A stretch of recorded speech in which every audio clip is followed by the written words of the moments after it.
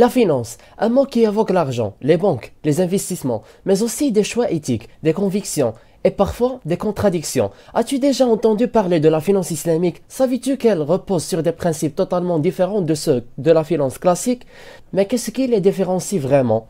Et surtout, pourquoi cela change-t-il tout pour un croyant? Reste bien jusqu'à la fin, car on verra non seulement les différences clés, mais aussi les dangers invisibles de la finance conventionnelle pour ta foi. La base des deux systèmes. La finance conventionnelle repose sur l'intérêt, riba, la spéculation, gharar, et l'objectif principal est le profit. La finance islamique repose sur la charia. L'argent ne doit pas produire de l'argent sans effort. Il interdit l'intérêt, l'incertitude excessive et les activités illicites, alcool, jeux d'argent, etc. Tu penses que ce sont juste des règles religieuses abstraites? Attends de voir l'impact concret que cela peut avoir sur ta vie financière. Le regard sur l'intérêt, riba. Dans la finance conventionnelle, les intérêts sont normaux, valorisés même. On emprunte avec des taux, on place avec rendement. En finance islamique, le riba est strictement interdit car il est considéré comme une forme d'injustice. Mais comment faire fructifier son argent sans intérêt? C'est ce que la prochaine partie va te montrer. Les outils financiers utilisés. Finance conventionnelle, prêt à intérêt, carte de crédit, placement boursier spéculatif, obligations.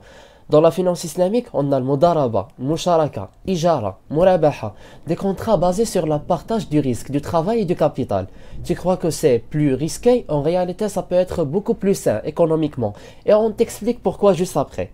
Le lien avec l'éthique et la spiritualité. Dans la finance classique, le profit est roi. Peu importe la provenance, tant que ça rapporte. Dans la finance islamique, toute action financière est soumise à des critères moraux.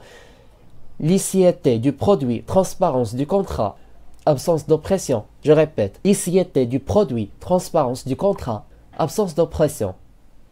Et si ta banque te faisait perdre beaucoup plus que de l'argent? Les dangers de la finance conventionnelle pour le croyant.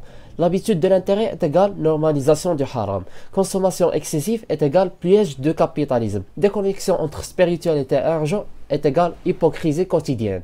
Mais alors, faut-il tout quitter? Quelle solution réelle pour un musulman d'aujourd'hui? On t'explique tout dans la suite. La voie réaliste pour les musulmans aujourd'hui. Choisir des banques participatives ou coopératives si finance islamique possible.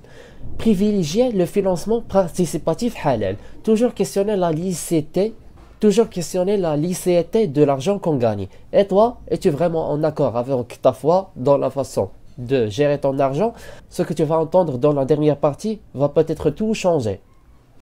La partie de la conclusion. Enfin, les différences entre la finance islamique et conventionnelle ne sont pas que théoriques. Elles touchent ton cœur, ta foi, ta tranquillité intérieure. La finance n'est pas juste un outil neutre, c'est une décision spirituelle, une preuve de cohérence entre ta foi et tes actes. Si tu veux aller plus loin, abonne-toi, car de nouveaux épisodes arrivent sur comment concilier foi et argent dans un monde moderne. Et je m'intéresse à savoir quelque chose. Comment es-tu intéressé à ce contenu sans que tu watches les vidéos précédentes dont on parle de la finance islamique, de la liberté financière et de la psychologie moderne? Watch-les, c'est un héritage cognitif. À très bientôt.